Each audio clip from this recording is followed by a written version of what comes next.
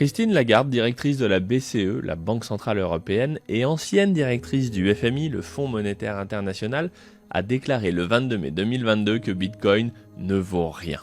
Je comprends dans cette déclaration qu'elle retire par la même occasion toute utilité à Bitcoin, car s'il était utile, cela lui donnerait au moins un tant soit peu de valeur. Cette assertion est immédiatement suivie par une injonction à toutes les autorités qui l'écoutent de réguler Bitcoin pour protéger les pauvres inconscients qui l'utilisent dans le seul objectif de gagner de l'argent facilement. Cette déclaration m'a marqué, car 2 jours plus tard, je m'envolais pour Bangui, en RCA, la République centrafricaine, avec une délégation de bitcoiners initiée par Sébastien Gouspillou sur invitation officielle du président du Conseil économique et social, M. Alfred Tenga Poloko. Grâce au CES, nous avons également rencontré le chef de l'État, le président Faustin Archange Touadéra. Mais alors, que se passe-t-il ? Si Bitcoin ne vaut rien et ne sert à rien, pourquoi la RCA en a fait sa monnaie de référence, donc au-dessus du franc CFA, puisqu'il n'y a par définition qu'une seule monnaie de référence? C'est tout à fait le sujet de cette vidéo. Quelle est l'utilité de Bitcoin dans le 2e pays le plus pauvre du monde? Allez, c'est parti.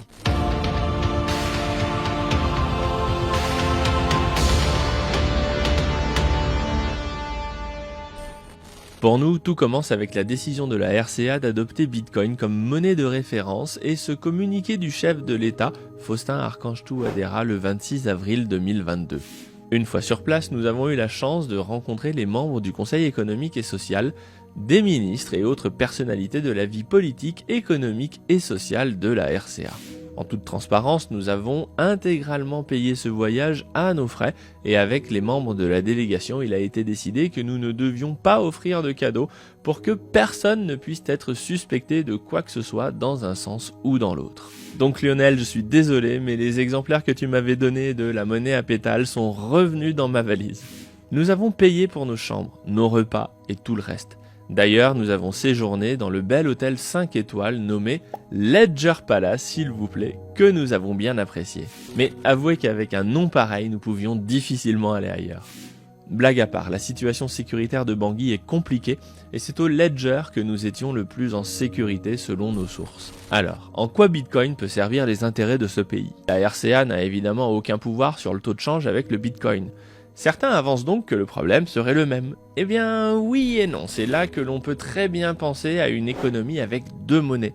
Une monnaie locale pour les achats au quotidien qui aurait un taux de change face aux autres monnaies et une monnaie étalon, le Bitcoin qui pourrait servir d'épargne de long terme. Le pays retrouverait donc des leviers monétaires sur son économie, mais la population disposerait également d'une véritable réserve de valeur. Selon le principe de Gresham, on pourrait avoir une monnaie dans les rues qui subit de l'inflation et dont les gens veulent se débarrasser rapidement, mais qui permettrait l'accès aux productions locales. Et de l'autre, le Bitcoin qui serait précieusement mis de côté. C'est un peu la même chose que la cohabitation de l'or avec les monnaies actuelles, mais en plus moderne et en plus efficace. Enfin, si la RCA retrouvait toute latitude pour gérer ses excédents commerciaux, peut-être qu'elle en ferait un bon ou mauvais usage, je ne sais pas, mais au moins, ce pays serait responsable de son destin. Cela me semble être un droit minimum auquel tout pays souverain a droit. Pourtant, au-delà des discussions avec les ministres, conseillers et grands acteurs de la vie politique, économique et sociale, je sais que Bangui est une capitale où il y a de la pauvreté. Et je voulais savoir comment Bitcoin pouvait aider les gens non pas dans 5 ans ou dans 10 ans, mais dès aujourd'hui. Nous sommes donc partis avec David Oren, un membre de la délégation qui connaît très bien le Cameroun, pour découvrir la ville. Quelques précisions sur cette sortie. Les personnes en charge du protocole nous avaient bien interdit de sortir seuls à Bangui, car c'est réellement dangereux. Par contre, on a pris la décision de le faire avec David pour 2 raisons. La première, c'est que Bitcoin doit servir au pays, mais surtout à la population. Or, pour savoir comment Bitcoin peut aider, il faut que l'on comprenne comment les gens vivent. Un copier-coller de ce qui a été fait ailleurs, au Salvador par exemple, serait condamné à l'échec et nous n'avons pas été déçus de ce que l'on a découvert. On va y revenir. La deuxième, c'est que nous savons que nous étions suivis par des personnes qui pouvaient nous protéger en cas de besoin. Pour des raisons de sécurité pour ces gens-là, je n'en dirai évidemment pas plus. Mais nous avions de très bons relais locaux. Nous avons donc pris un taxi et nous sommes partis avec Gaston qui travaille et vit à Bangui. Bien sûr, Gaston est un pseudo. Le taxi nous posait au début d'une rue, nous marchions un peu et il nous récupérait 200 mètres plus loin à chaque fois. Nous avions donc eu conscience d'enfreindre la règle, mais nous avions surtout conscience de faire ce pourquoi on était venu, s'intéresser aux gens. Alors, qu'avons-nous appris? Un des problèmes pour la RCA du franc CFA, c'est la quantité de billets. Les économistes appellent cela la divisibilité de la monnaie. Il faut l'expliquer car c'est un problème qui n'existe pas chez nous. Vous voyez ce bout de papier à droite du billet? C'est un avoir que l'on m'a donné lorsque j'ai payé pour commander à manger. La personne du restaurant n'a tout simplement pas suffisamment de petites coupures pour rendre la monnaie. Comme la masse monétaire est essentiellement faite de billets, de cash, la France limite la quantité qu'elle envoie dans le pays pour contrôler le taux de change car le CFA est un miroir du cours de l'euro. Donc pour éviter que le taux de change ne varie par rapport à l'euro, la Banque de France rationne les billets et cela crée d'énormes frictions pour le commerce de tous les jours. Faute de billets, souvent, on n'achète pas. C'est pour cela que les commerçants créent des avoirs sur des petits bouts de papier qui ne sont rien d'autre qu'une autre forme de monnaie en réalité. Les gens s'adaptent comme ils peuvent et trouvent des solutions. Typiquement, Bitcoin réglerait ce problème instantanément puisqu'un Bitcoin est divisible quasiment autant que l'on veut. Aujourd'hui, un Satoshi, soit la plus petite décimale de Bitcoin, vaut 0,03 centimes d'euros. Mais à ce stade, vous allez me dire, oui, mais pour utiliser Bitcoin, il faut un smartphone, et a priori, ils n'en ont pas. C'est une question que nous nous sommes bien évidemment posée. Eh bien, pour ce qui concerne Bangui, en tout cas, énormément de gens ont un smartphone. Ce n'est pas le dernier iPhone à 2000 $, bien évidemment, mais plutôt des smartphones chinois dans les 50 $. Rendez-vous compte que le salaire moyen à Bangui est d'environ 100 $ par mois. Le salaire minimum, si je puis dire, tourne plutôt autour de 50 $ pour vous donner une idée. Donc bien que les revenus soient bas et qu'environ 50% de la population de Bangui soit au chômage, d'après ce que l'on m'a dit dans les rues, on comprend que l'achat de smartphones est un gros effort financier, mais tout de même possible. Il faut également savoir que ces smartphones sont très importants pour les habitants de la capitale, car c'est avec lui qu'ils épargnent grâce à ce que l'on appelle la mobile money. La mobile money est une étrangeté que nous ignorons totalement en Occident, car elle est née des problèmes monétaires posés par le franc CFA notamment. Pour faire simple, les gens se sont rendus compte rapidement que les crédits téléphoniques que l'on peut acheter pour communiquer avaient des propriétés monétaires intéressantes. On peut les acheter, les stocker en dématérialisé car ils sont attachés à un numéro de téléphone et à un code, et enfin leur valeur est un peu moins incertaine que le franc CFA. Enfin, on peut retirer des francs CFA contre des crédits de téléphone en s'adressant aux fournisseurs d'accès. Donc en RCA, ils se sont mis à utiliser les crédits téléphoniques comme moyen d'épargner. La mobile money est née. Bon, le problème, c'est que ce sont des opérateurs téléphoniques privés comme Orange qui se retrouvent en situation de banquier. Mais ces opérateurs téléphoniques n'ont pas forcément plus de bienveillance que les banquiers tout court. Les problèmes sont donc nombreux. Fraude fiscale pour les opérateurs dans les pays, suppression de comptes plus ou moins arbitraires, et j'en passe. Pour autant, c'est un point de départ intéressant car la présence de cette mobile money dans toute l'Afrique centrale s'utilise un peu comme un très mauvais wallet Bitcoin. On a vu des stands pour acheter cette mobile money tous les 50 mètres en ville. Si les copains de la délégation, et je pense notamment à Nicolas Berthet de Galloy ou à Samson Moe, étaient capables de développer un wallet Bitcoin qui pourrait fonctionner sur le réseau téléphonique et non pas Internet, alors l'adoption de Bitcoin pourrait être fulgurante car les gens ont déjà l'habitude de manipuler de l'argent avec leur smartphone. Gaston, comme bien d'autres, utilise la mobile money pour épargner suffisamment pour payer l'école de ses enfants entre autres. Et là, la couverture téléphonique et l'équipement en smartphone dans le pays est bien plus important que le taux d'équipement en électricité ou en Internet. Selon les chiffres que l'on m'a donnés là-bas du gouvernement, Orange aurait à peu près 1 million de clients en RCA. Ça veut dire que ce serait plutôt 25 à 30% des gens qui seraient équipés d'un abonnement téléphonique. CQFD, il suffisait de se renseigner. À ce sujet, si vous vous demandez comment épargner avec Bitcoin, qui est une monnaie volatile, il faut savoir deux choses. La volatilité de Bitcoin existe et elle est grande, mais elle se fait à la hausse sur quelques années. C'est tout à fait différent des monnaies classiques qui n'ont pas de volatilité ou très peu, mais dont la valeur est toujours et strictement orientée à la baisse. Bitcoin est donc l'ami de l'épargne longue. Enfin, pour ceux qui ont besoin de stabilité, comme par exemple les commerçants qui achètent à un fournisseur dans l'attente de revendre à un client, ou les particuliers qui disposent de l'argent du mois pour faire leurs courses, les gens de chez Galloy travaillent sur un stablecoin sur Bitcoin.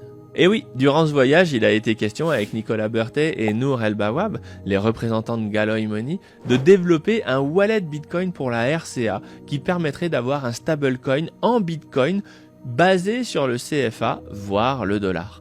La volatilité est donc un problème qui peut être résolu de différentes manières en fonction du problème auquel on veut répondre. Voilà le principe. Des programmes que l'on appelle des oracles surveillent le cours du Bitcoin par rapport à un certain nombre de monnaies fiat. Ou de tout ce que vous voulez d'ailleurs. Avec ces informations, la société Galoy peut construire un portefeuille connecté au réseau Bitcoin qui vous offre des jetons, en quelque sorte des stablesats si on peut dire, dont la valeur est fixée sur le dollar, le franc CFA ou le prix de la pomme de terre, peu importe. Si vous voulez creuser et comprendre en détail comment ça fonctionne, je vous invite à aller voir cette vidéo avec Nicolas Berthet. Il explique parfaitement les rouages de la machine. Dans le cas de la RCA, il serait donc tout à fait possible d'avoir un stablecoin circulant sur le réseau Bitcoin, indexé à la valeur du franc CFA. Mais là où ça serait particulièrement intéressant, c'est que ce stablecoin reposerait indirectement sur l'euro et non pas le franc CFA. Pourquoi faire cette manipulation et chanter le CFA ? Premièrement, car c'est plus simple. Bitcoin est coté en euros et non en CFA. Et il y a besoin de cette cotation avec le Bitcoin pour faire fonctionner l'ensemble. Deuxièmement, en cas de dévaluation ou de chute du CFA, ce stablecoin, lui, conservera sa valeur puisqu'il sera indexé à l'euro. C'est donc une véritable protection supplémentaire par rapport au CFA sans subir les affres de la gestion du CFA. La grande différence avec Bitcoin est que personne ne serait capable de supprimer leur compte ou de spolier leur épargne à la population. Enfin, il faut quand même que l'on parle du problème du cash, car même si beaucoup de personnes utilisent le mobile money, entre la main du client et la main du commerçant, l'échange se fait avec des billets. Sur ces images, nous sommes sur le marché de Simonja et la vente se fait sur une couverture à même le sol. Vous vous doutez donc bien qu'il n'y a pas de terminaux de paiement. La détention de cash représente donc un énorme risque pour les commerçants qui disposent de la trésorerie de la journée dans leur poche. Là aussi, Bitcoin règle le problème avec Lightning Network. Comme nous en avons fait la démonstration et l'initiation à des représentants des commerçants de Bangui, une transaction sur Bitcoin sur un wallet Lightning Network prend littéralement 2 secondes. Bitcoin est donc une véritable solution immédiate à des problèmes sérieux qui se posent sur le plan monétaire pour la population en RCA au quotidien. Et je ne vous dis pas tout. Comme il y a une importante diaspora dans ce pays, Bitcoin permet également d'envoyer de l'argent depuis l'étranger sans frais aux populations sur place, alors que des sociétés comme Western Union prennent environ 15% à 20% de frais sur ces transactions. Ce qui m'a marqué là-bas, et je pense que c'est le sens de l'échange que nous avons eu avec le chef de l'État qui a duré environ 45 minutes, c'est que les bitcoiners sont libres d'initier des projets et de proposer des actions concrètes, car le président a choisi Bitcoin comme monnaie de référence pour incarner un élan de liberté sur le pays. Et il sait de quoi il parle, car le président Touadéra est un professeur de mathématiques quantiques et de cryptographie. Il comprend donc parfaitement le sujet.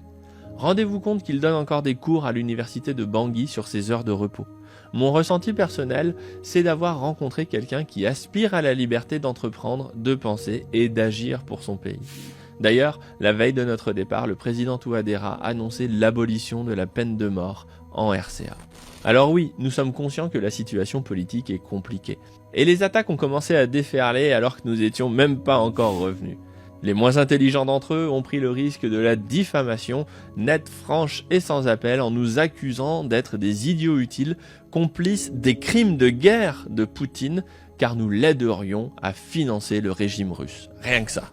C'est amusant car cette personne explique que les 4 start-upers dont je fais partie sont allés en RCA alors qu'elle ferait bien de rester en France. Je lui ferai simplement remarquer que la France rejette ardemment l'innovation autour de Bitcoin et que c'est pour cette raison que 3 entreprises représentées par Sébastien, Nicolas, Jean-Christophe et moi sont déjà partis s'installer à l'étranger ou sont en passe de l'être. Et pour d'autres, plus soucieux de ne pas se mouiller, ils se contentent de relayer leurs attaques en citant des sources anonymes pour n'endosser aucune responsabilité juridique. C'est un peu plus faux cul, mais néanmoins, c'est quand même plus précautionneux. Cet article au vitriol dans le journal Le Monde nous accuse tranquillement de vouloir mettre en place un circuit de distribution de pots de vin et de blanchiment d'argent pour le compte du RCA au profit de la Russie. À l'aise.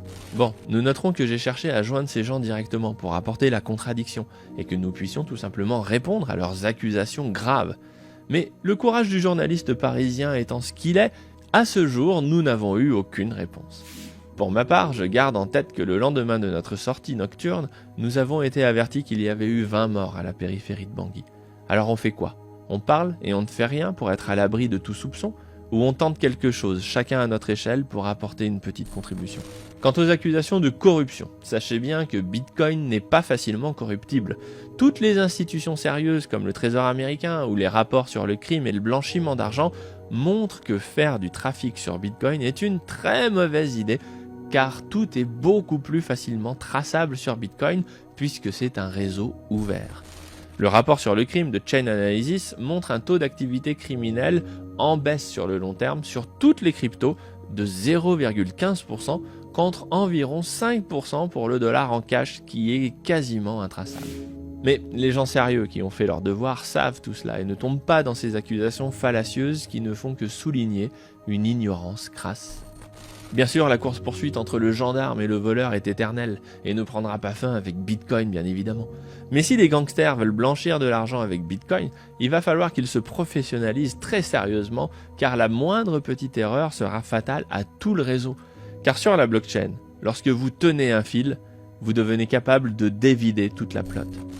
Enfin, on nous accuse d'être plus ou moins des ignares à tendance inutile car seuls 15% de la population en RCA a accès à l'électricité. Comme si nous ne le savions pas. Sébastien Gouspillou et moi avons des sociétés qui opèrent dans le mining de Bitcoin.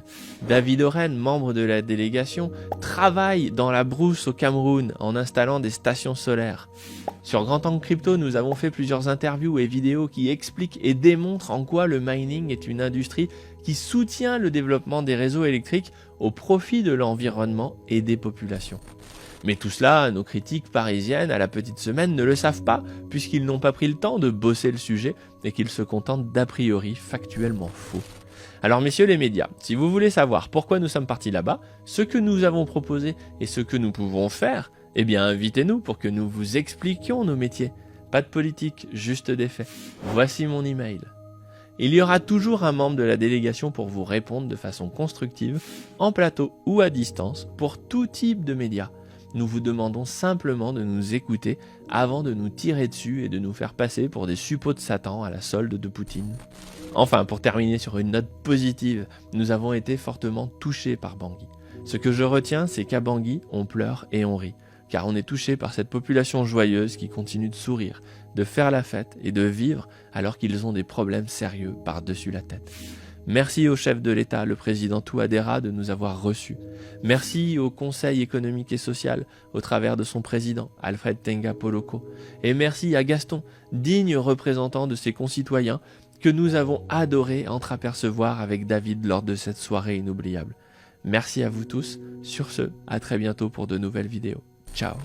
Si vous aimez ces vidéos, abonnez-vous et pensez bien à cliquer sur la cloche pour être notifié des prochains épisodes. Et pour recevoir le guide crypto de A à Z, inscrivez-vous ici. On vous explique tout pour les débutants comme pour les confirmés.